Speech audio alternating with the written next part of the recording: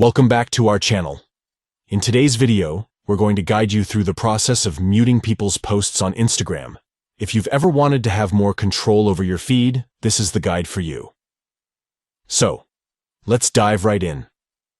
Step 1. Open the Instagram app on your smartphone and log into your account. Step 2. Find the profile of the person whose stories you want to mute. Step 3. On their profile page, tap the following button. Step 4. In the menu that appears, look for the option labeled Mute. Step 5. Choose to mute their posts. By muting someone's posts, they will no longer appear in your feed. However, you'll still be following them, so you won't miss out on any other updates they share.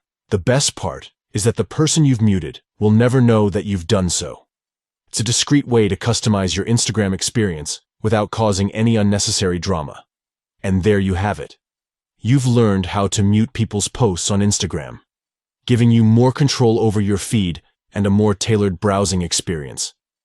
If you found this guide helpful, don't forget to give this video a thumbs up and subscribe to our channel for more valuable tips and tricks. Thanks for watching.